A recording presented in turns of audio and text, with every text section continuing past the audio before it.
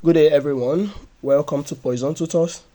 So today we'll be solving a simple question on swords. The question says, simplify square root of 24 plus square root of 150 over this plus this.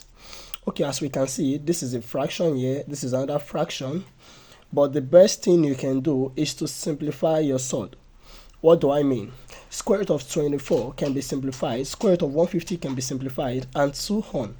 So let's start with square root of 24. We know that square root of 24 is the same as 4 times 6. Why did I say 4 times 6? I said 4 times 6 because it is easy for us to find the square root of 4. So we can easily bring that one out. If you say 2 times 12, you can't find the square root of 2, you can't find the square root of 12. You can actually find the square root, but you won't get a whole number. You will be getting a decimal number. Do you understand? But 4 is a perfect square. Do you understand? So it is easy for us to find the square root of 4. That's why I am using 4 times 6 and I am not using 2 times 12. Okay. How about 150? 150, we can break 150 down to what can we break it down to? 75 times 2 is 150. 3 times 50 is also 150. 4 times, 5 times 30 is 150. Can 6 divide 150? Let's check it out together. So yeah, 6 times 25 will give us 150. I think that one is better because it is easy for us to find the square root of 25, all right, all over. How about 48? 16 times 3 is 48. I'm using 16 times 3 because it is easy to find the square root of 16. Okay, 16 is a perfect square. I am calling it a perfect square because when you find the square root, you will get a whole number. How about 32? 16 times 2 will give us 32. I'm using this because we can find the square root of 16. Okay, plus this one also. So 5 times 3, 16 times 3, 4 times 6, 16 times 2. Please note this. It is very wrong to cancel this and this. Please don't do that. The only time you can cancel is when you have multiplication sign throughout. We are having plus, minus, plus, minus, plus. You are not allowed to cancel. You can only cancel when you have times around. Okay, that is the only time you can say this cancels this. But for now, don't mistakenly do that. Okay, 16 times 3 cannot cancel. Okay, it is plus and minus. So this one is a single thing, this is a single thing, a single thing, a single thing. Okay, so it is wrong for you to break this one apart and use it to cancel this. No, it is not mathematical. Now, what's the next thing? We know that the square root of 4 is what? 2. So you won't put square root on 2 again. Okay, 2 is out, 2 will be outside, but the square root of 6, it's going to remain square root of 6. Do you understand? Plus, how about this? Square root of 25 is what? 5. That's 5 square root of 6 still remains all over. How about this? This is square root of 16 is 4. 4 root 3 minus 4 root 2. You know how I got my 4. Square root of 16 here is 4. Then root 2 still remains. Okay, what's the next thing here? This will be plus. Now, square root of 25 is 5 root 3 minus 4 root 3. All over. This one is square root of 4 is 2. Square root of 6 remains. 6 remains. Okay, plus square root of 16 is 4 root 2. As we can see, we have broken everything down. We have simplified everything. We call it simplification. We have simplified everything now. Now, what do you notice here? On this numerator, there are like terms on this numerator. What do I mean by like terms? Let me write it out. Like terms. Terms that look alike. Look at square root of 6 is here, square root of 6 is here. Do you understand? So 2 root 6 plus 5 root 6 will give us 7. You are allowed to add 2 and 5 together, but this square root of 6 will not change. So that's 7 root 6. Okay, plus all over Well, there is no like term on the denominator, so they remain the same. 4 root 3 minus 4 root 2, as you can see. Okay, plus, look at the numerator here. There are also like terms, square root of 3 and square root of 3. So 5 minus 4 is just 1. Okay, so you don't really need to write 1 root 3. Just write root 3. 1 is here already. You don't have to show that. Okay, so all over. Okay, what do we have on the denominator? We don't have any like term, so rewrite your denominator back. Plus 4 root 2. Okay, what do we do next? The next thing is, since this is a fraction and a fraction, how do you add a fraction? You add two fractions. We have different denominators here, right? Had it been their denominators are equal, had it been what we have here is also what we have here, you could just add their numerators straight away, immediately. But now, don't write 7 root 6 plus root 3. It is over. No, it's not correct. What you need to do is find their LCM. Okay, yes, so these two denominators will be your LCM. These two denominators will be your LCM. 4 root 3 minus 4 root 2, put it in a bracket, and also 2 root 6 plus 4 root 2. These two things will be your LCM. Okay, if it were to be just numbers, if it is like you have 6 here and you have 20 here, you know how to find LCM, right? Just draw your line. You know how we find LCM. But here, you can't do that here, okay? So what you can just do is use both as your LCM. Do you understand? Okay, so now let's start. If you divide this LCM by this thing you have on the denominator, what will be left? 2 root 6 plus 4 root 2 will be left. This is what I am saying. Let me show you what I am saying. Okay, look at what I am trying to say here. This is our LCM. 4 root 3 minus 4 root 2 in a bracket. Then 2 root 6 plus 4 root 2 also in a bracket. We want to use this denominator. First denominator, we want to use it to divide our LCM. That's just the step. That's how to do it. After, let me come back here. We want to add these two fractions, right? Like I said, let these two denominators be your LCM. Do you understand? These two denominators will be your LCM, will be under here. But then, what will be the next step? The next step is pick this first denominator. Use it to divide this your LCM. So I am picking this 4 root 3 minus 4 root 2. I want to use it to divide this my LCM. If this cancels this, what do we have left? We have 2 root 6 plus 4 root 2 left, right? So you will use this 2 root 6 plus 4 root 2 to multiply the numerator. Listen carefully.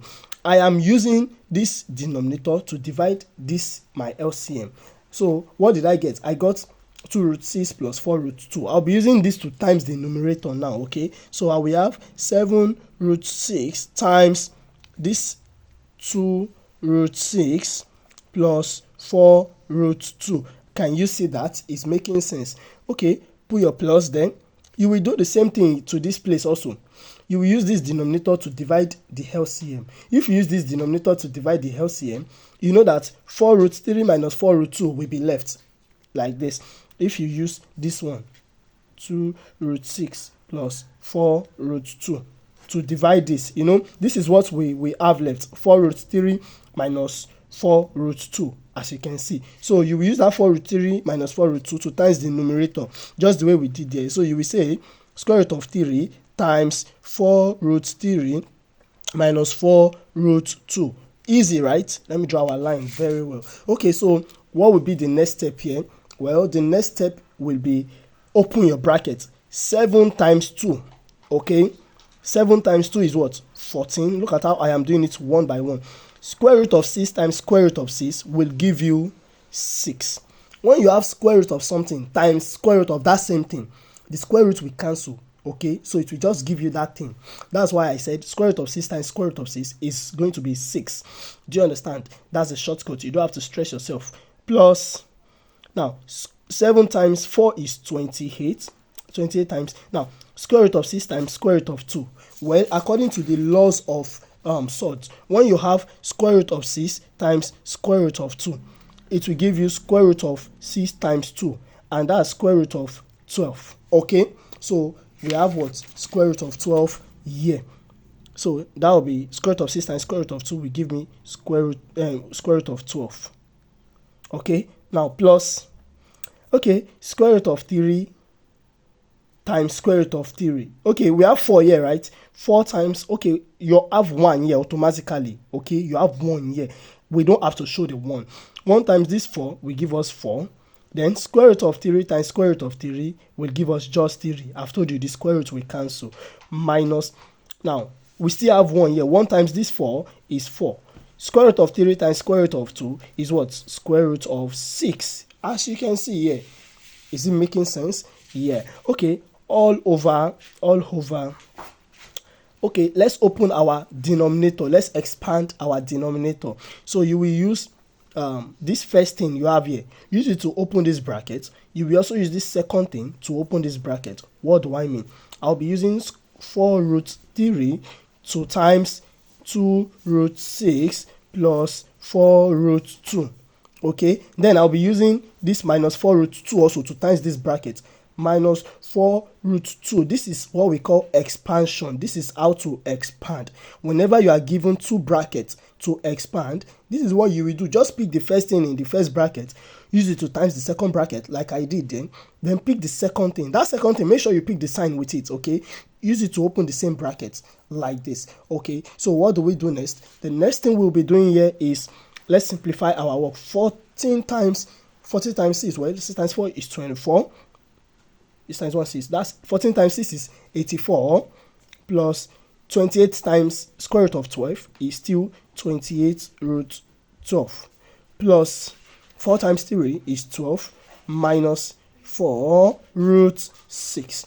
All over. We are almost done. We are almost done simplifying.